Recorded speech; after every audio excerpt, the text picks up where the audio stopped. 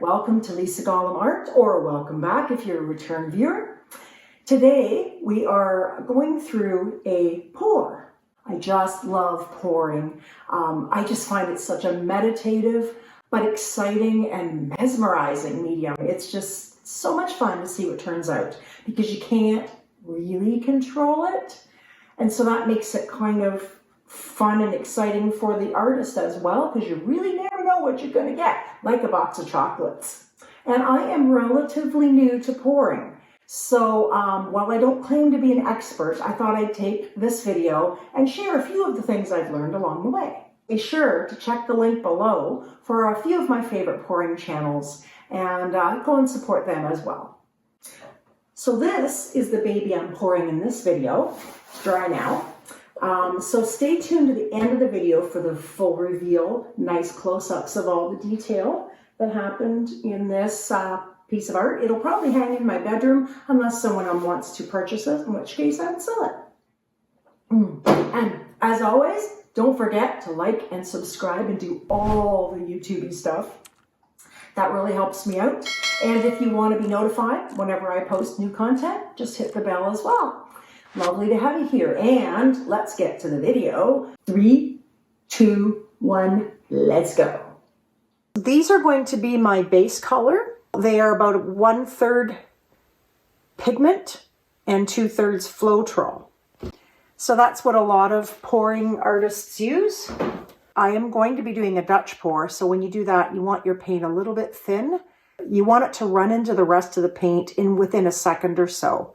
This kind of keeps its mound on the top for 2 or 3 or 4 or 5 seconds right now. So it's a little thick and gloopy. So we're just going to add a little water until it's not so thick and gloopy.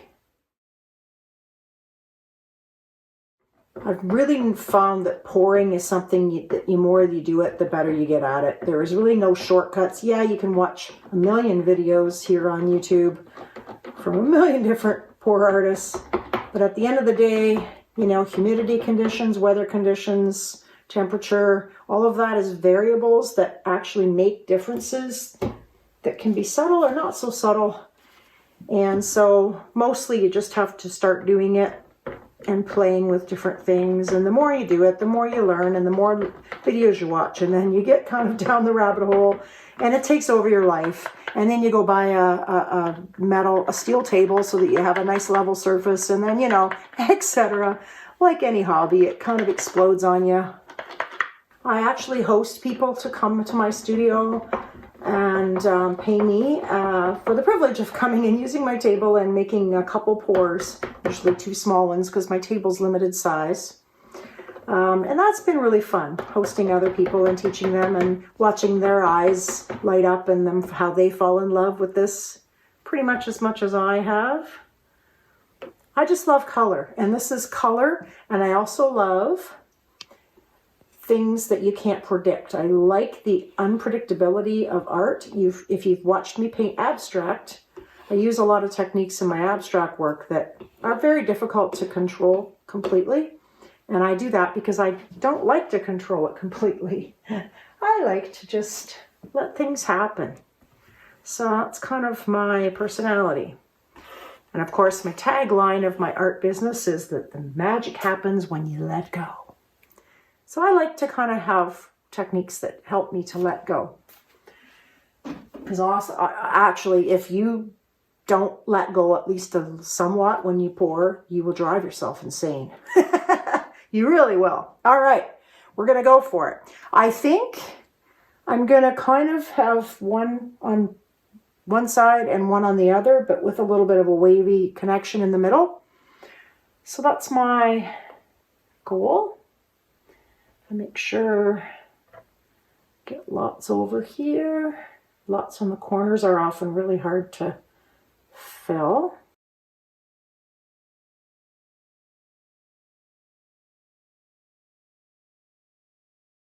I'm also totally out of gloves, so this should be fun. I'm going to get very messy. So first thing I'm going to do is take a little popsicle stick and try and get everything to the edges, because that just helps the paint roll off a little bit better.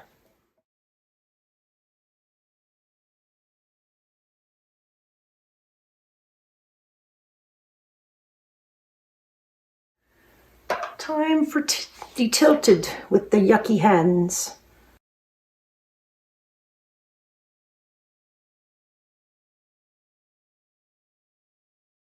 Here, I'm just going to make sure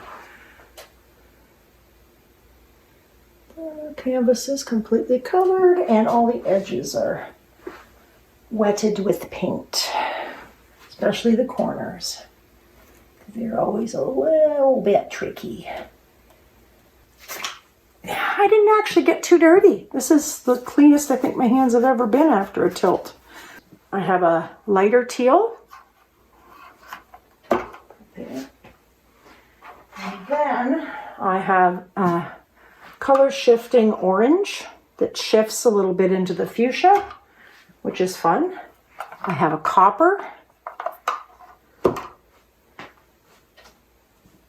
I have a little bit of gold. Now, all of these are a little too thick. So for the next few minutes, you're going to see me speed up the video while I add water and stir to these and stir a little bit.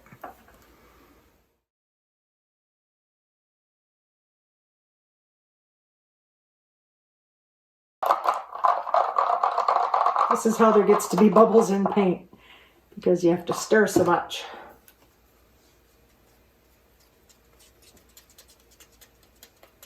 You get good at stirring without spilling, but not perfect at it. Sometimes it's gonna spill.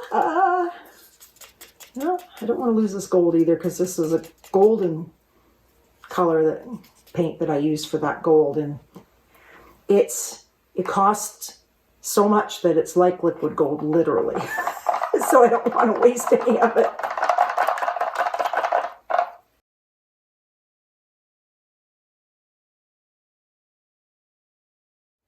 But it's just so gorgeous.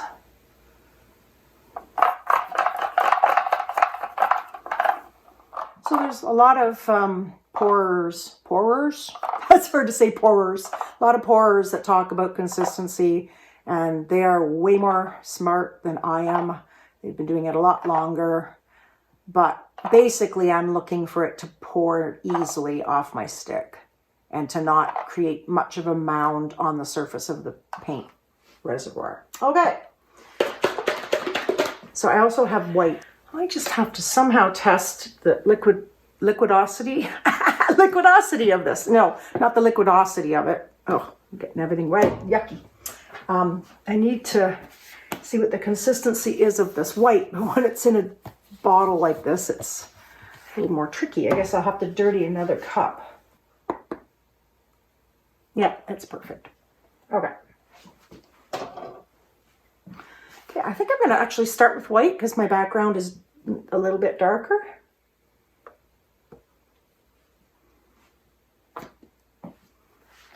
There. Yay, this is so much fun. And then maybe mint. Then I'm going to go for this beautiful fiery orange. Now, how you pour is you pour more or less in the same area. But it's no biggie if it's not exactly on top of all the other colors. So just, you know, more or less in the same trajectory. The same trajectory, because that's a really hard word to say on film. I'm going to take the gold and I'm going to just kind of be a little more willy-nilly with it. And I'm seeing a little bit of a naked area in here that I don't like to see. We don't like nudity on this channel. There's a naked part on my canvas, and we don't want nudity here. No, no, no. Believe me, we don't. Maybe a little bit more. For some reason the base paint is really sparse right there. There we go.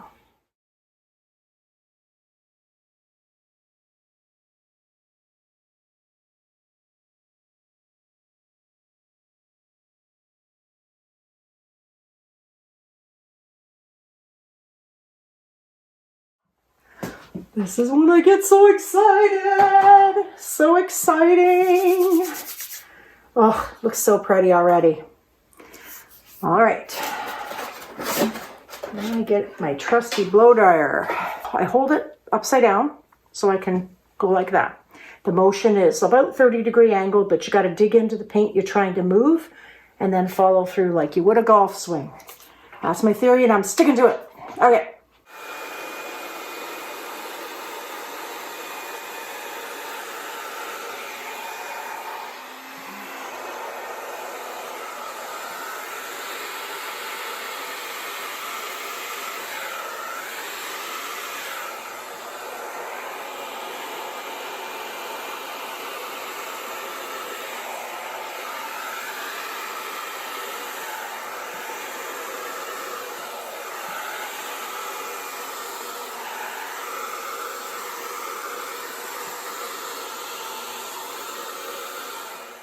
I actually really love this. It's so exciting.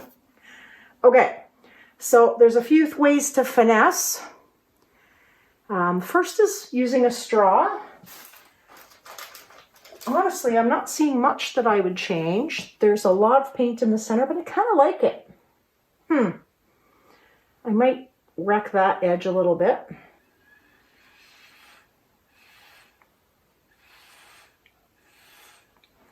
Yes, that's better.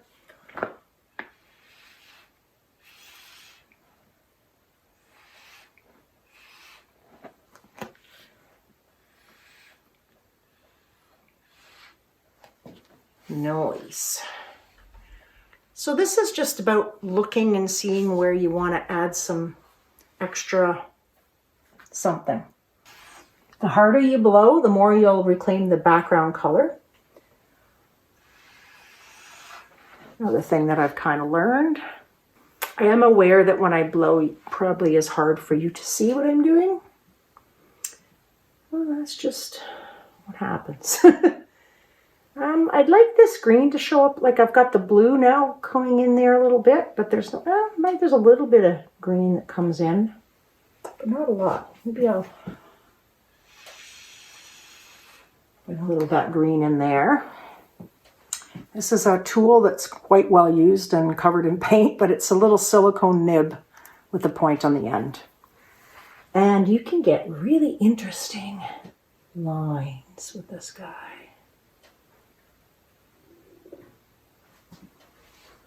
I need my rag in one hand, so I'm going to wipe them off. Yeah, I wanted to blow this more, but then I thought, no, I'm going to use my tool because you can get a little more precise with the tool than you can with your air. Yeah, that's really cool. Take a little of this green, pull it up in there. I'll take a little of this green and pull it up in there. I want a little bit of a line design happening here. A little bit, so I'm just wrecking it a little bit. In the middle. I'm going to do much more than that, I don't think. So I hope you enjoy this. This is just me like letting you in on a little bit of just what I'm thinking as I'm working on these pours.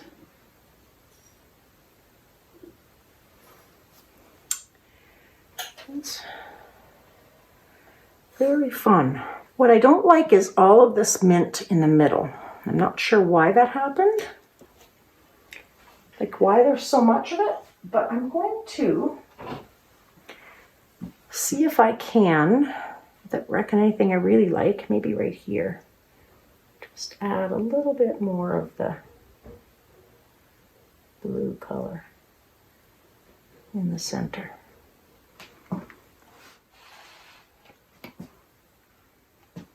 I don't know. I don't know if I made it better. I guess it broke it up a little bit, but maybe. Okay, this is a daring move. Usually after I put the blow dryer away, I don't bring it back out. But I just feel like this is really busy. I think if I just did a major blow. I kind of like that. But I really like this side. This is a lot of greens. I think I'm going to blow all this way. Kind of see where I'm going?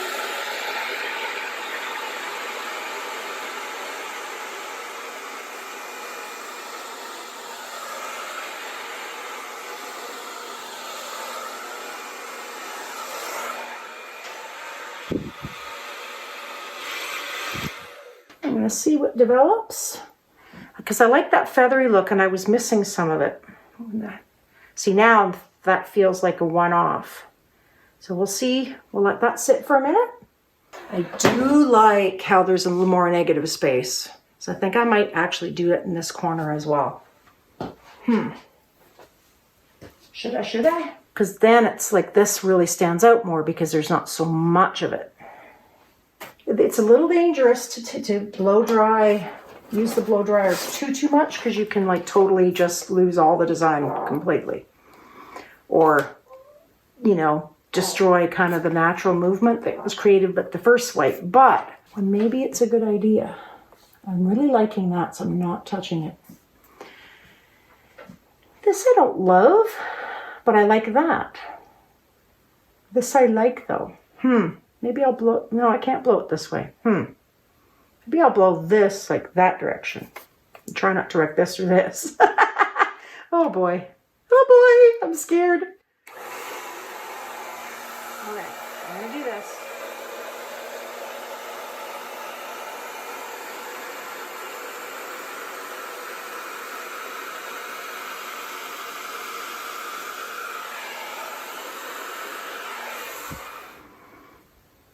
This is developed very prettily. Prettily is a word.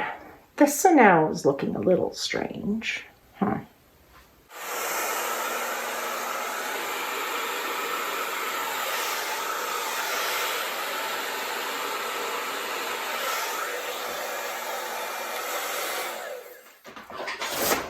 That's better. I like that better.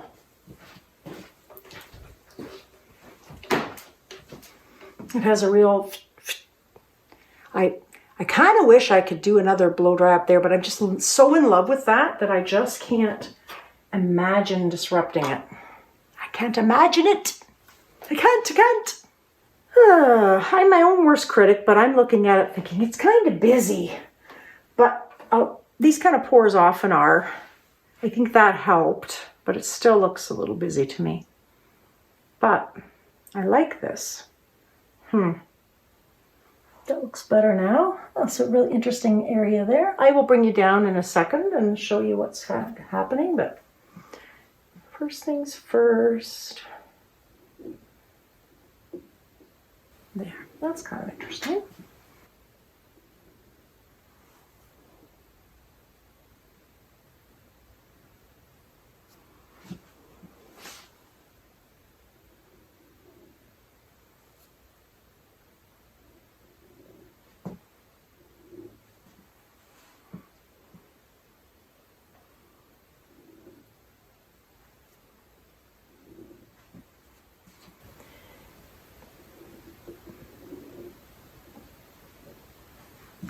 A nice little spiral moment.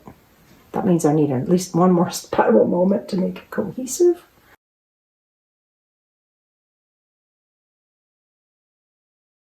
Oh my gosh, it's so pretty! So pretty! I think I better stop. What do you guys think? Think I should stop? Try and bring you down without turning you off. All right, here we go. Here's my painting. Isn't that cool? I love the edges as well. I don't know how well you can see the edge.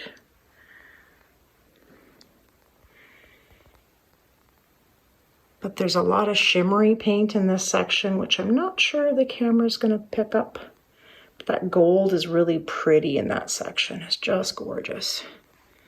And look at this. It's just so interesting and intricate, and this out of this world. Just every little moment just gives me a little happy dance on the inside. Like, look at that white area. And then I got my little spiral. I don't know if I love the spiral in the end, but it's what it is. Okay, and you can see these edges on this side. Very interesting, very cool. That orange is that pink. It is a color shift color, so it shifts to kind of a fuchsia pinky. It's really hard to tell that probably on the video, but it's just such an interesting. Oh, look at that right there. Isn't that cool? Sorry about the shadows. It's just so hard to light a studio. I need light above me, but then as soon as you put it above, then when you try and film, your camera will cast a shadow. So you just can't. It's not like I can move the painting. If I did that, it would be completely destroyed. Oh, love these wispy areas. Just so pretty. Another spiral that I added. Some more wispies. Oh, isn't that pretty? So many beautiful moments in this piece. Like, oh, it's gorgeous. I do actually really like this color scheme. Wasn't sure I'd love the orange. I was afraid it would mix with the teal and look kind of muddy. But it really, and that copper is glorious. Like, oh my goodness. The copper with the orange. Oh, and look at this. This whole corner is just really cool. Like, that would make a really interesting photo. I hope this dries well. Sometimes they dry weirder and they don't look as good.